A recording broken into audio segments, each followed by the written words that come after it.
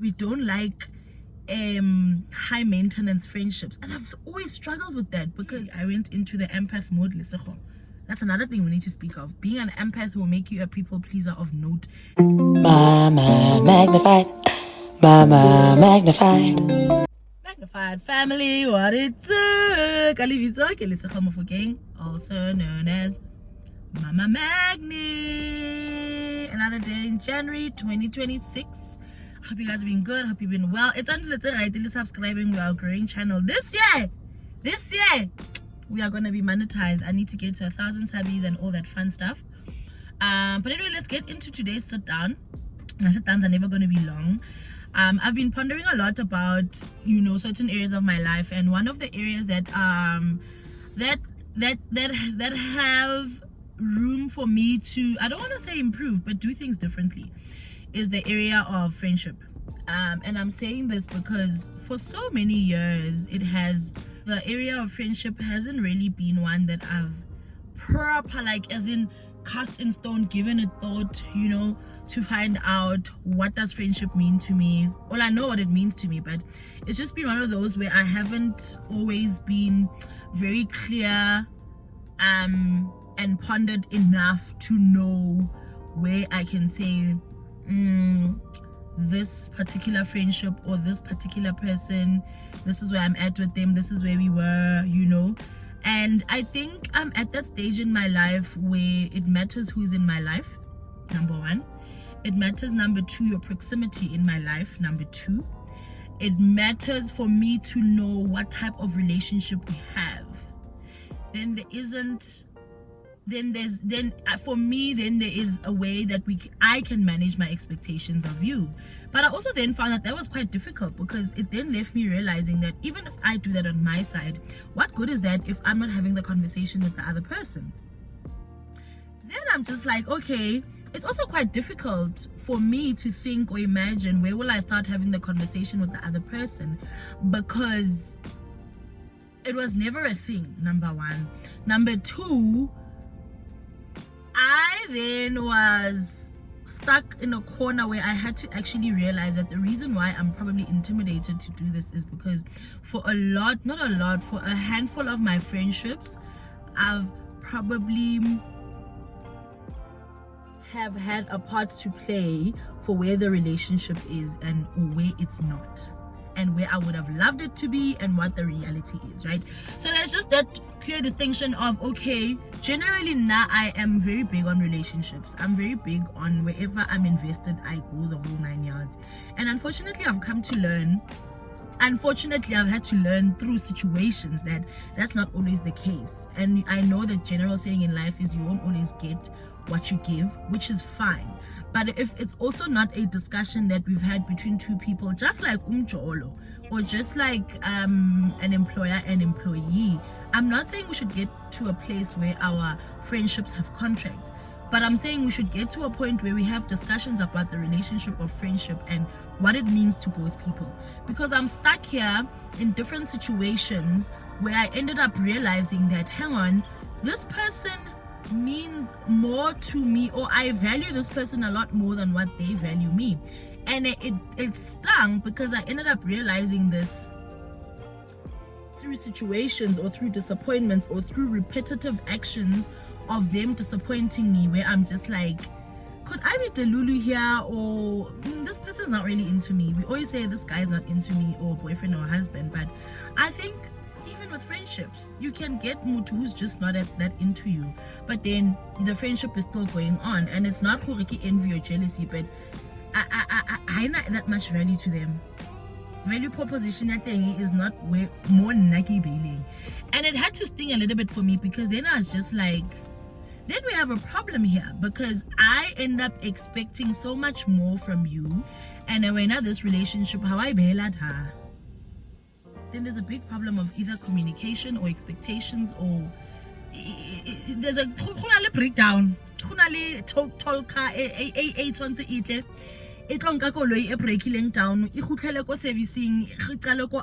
Okay, where are we and what is happening with this vehicle?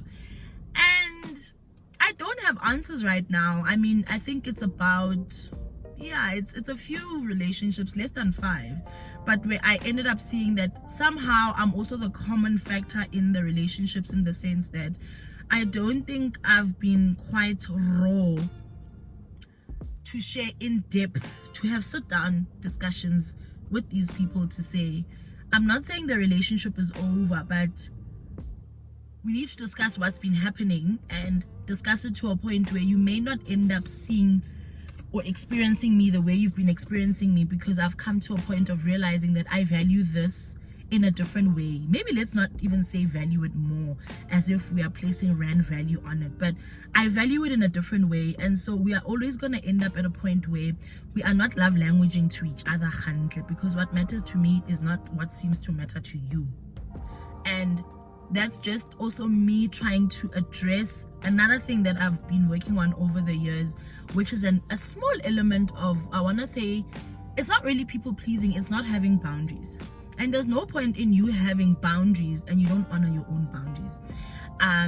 So when it really comes to friendships this year, and it's not a this year thing, like I've had to go back and really write down my part in a few friendship breakdowns that have happened last year. That actually shocked me. It shocked me. I didn't see it coming, but it's also just that realization of, there's this loose saying of, we don't like high maintenance friendships, and I've always struggled with that, because for me, relationships are work. They are an investment. They are work. And I saw also this other clip from Prophetess Leslie Osei, who was speaking a lot about how we ought to take friendships and covenant friendships very serious. Like, friendships are not vibes. And I'm in a very peculiar part or season, not even a season. I've grown to become it matters who's in my life. It matters your proximity in my life. And it matters for me to know what is your role in my life. Even if you're friends, I need to understand what governs our relationship or friendship. I need to understand what matters to you as a friend. Where are we going with this friendship? What does good look like in this friendship? You know, what have I done that works well in this relationship? What would you like me to improve on in this relationship? Like a very active, intentional thing going on where we are both building towards something. Not wishy-wishy, let's hook up, friend, do lunch. Guys, it's matala for that thing. Like, I'm in a very sensitive new era in my life where I decided to deal for vibes. And I'm sure are you in my tribe, or are you in my circle, or are you not? And then when crunch time comes, we're not always murky, you know? Then it means nothing because I'm expecting this of you and you never pull through of that, you know? And I think it's just to come to a sobering realization that my mom also always used to say, you won't always stay friends for long with everyone. But also, it's not even about staying friends. It's almost just like compartmentalizing your friendships and knowing who is what to you. Sometimes you'll just have those friends where they're your friends. Maybe you guys are mommy friends, you know. Sometimes you'll have those relationships where those are your on your knee friends, like, but we're gonna go pray, we're going to war together. And then you'll have those friends where the dynamics are quite different, you know. But then I got to thinking, do I want that though? I want all my friends to be prayer warriors, because I'm getting to a point where everything is spiritual. So I want to be able to have spiritual talks with my friends. I want to be able to have friends who understand that I am a family woman. You know, my priorities are different. But also a friend who knows that, how should we look for when I'll be there. But also a friend who, you know, like friends where you guys think are like, your values are the same, your missions are the same, and you don't have a relationship where your core values or your way of doing things, there's times where it completely dissociates from your values. Because that what ends up happening then is that this relationship then just becomes transactional, or just a delusional thing that you're keeping between the two of you guys. I don't know if I'm making sense. I've just come to a place where I've realized that I too need to be more clearer in my relationships as to what matters to me.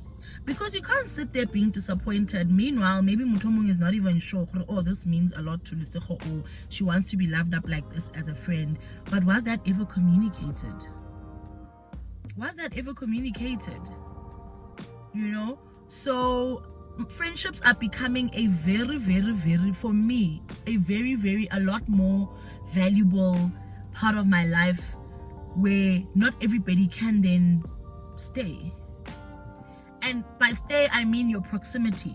Because proximity in your life, they always say, show me your people and I'll show you how far you're going. It's become that serious for me to be like, whoa, okay, who am I keeping in my tribe? Who am I keeping in my proximity? Who is close enough? Who am I keeping in that proximity? You know, should they mess up, it's gonna break me. You need to be careful who those people are in your life, and not be careful, yeah, scary, but choose them properly. Choose people that you can potentially like lay it down for them. And you know amongst your people who you would be like, man. That is things you need to start assessing Luena, because maybe Luena, they're not as important to you, you know. But also there's just this notion that I'll just stop talking to the person, chemo block, whatever. I don't like that. I don't think that's responsible. I don't think that is fair. I don't think that is integrity. And as I've said, walking the walk with being a child of God, there is things the Holy Spirit will rebuke you, Luena, as well, to say, when are you without, you got the one without glass in their eyes? Are you one who can say you've been fair and just in your friendships? Or because we all do, you know. And it's gonna have to be conversations that need more to because I know we always say men are driven by ego, but we as women also have pride. I'll wait for them to call me first, or I'll see the next time she does call me, or whatever, you know. And there's also another thing that, you know, I've had to learn, that nobody owes you anything.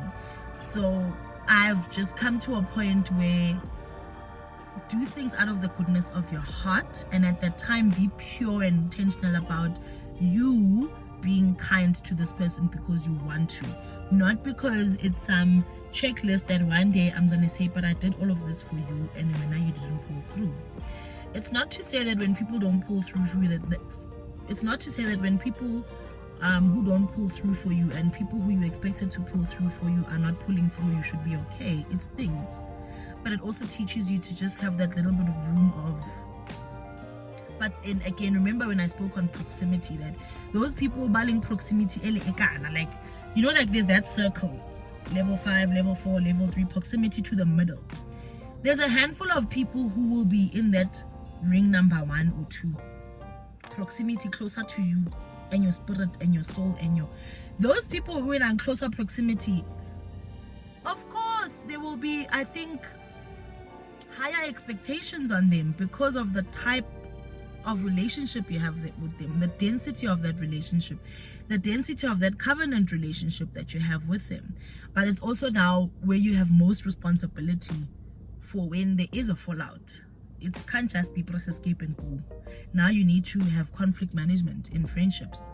Now you need to have, you know, conflict resolution in friendships. And sometimes what that means is when the other one's blowing their top, you know, the other ones may need to and be humble and calm for now, because you can't both be blowing your top. There's no proper resolution that will come from that. And sometimes you may need to be the person who's like, yo, okay, this person's blowing their top, this is not gonna get them anywhere. But that also needs 2 mature people who can listen to each other and acknowledge someone else's viewpoint in the same situation. Do you know that you can have 2 people in the same situation but deem it very different about the way things happened? It played out very different in their heads. And the other issue is this, your mind will play games with you. your mind will play games with you, and that's why they always say communication. But what does effective communication looks like? Did you reach out to that other person and say, yo, let's talk, let's meet over coffee, yo, let me come over to your house, let's talk, you know? And it doesn't have to be, talk means if like a kumbaya. Sometimes it will end where you guys actually realize we have different priorities, or maybe the other person is not in a space to sustain a relationship or a friendship, and we need to be okay with that, you know?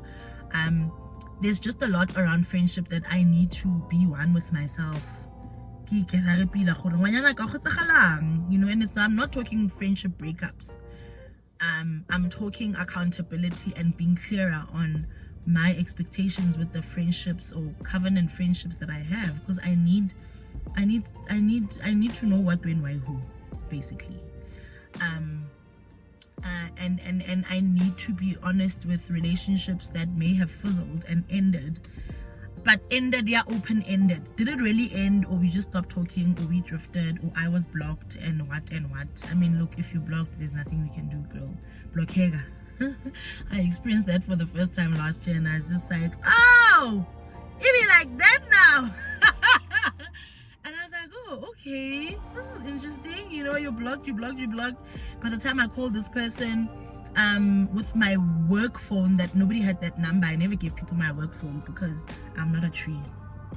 That person sounded very so I called that person with my phone, nothing. WhatsApp, and I'm like, okay, that's strange. Is she okay? I went into the empath mode.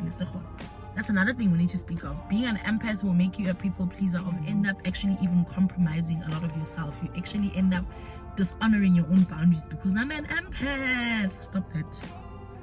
How about avoiding? That baby girl, hack your phone, I can check is she okay, because I hadn't heard back from her. WhatsApp everywhere. Okay, cool. Call with my own number, nothing. I could go through. Call with my work phone, immediately she picks up, and she was so disappointed to hear my voice. You know that thing where you're like, hello, and the person's like, oh, hi. Oh, hi.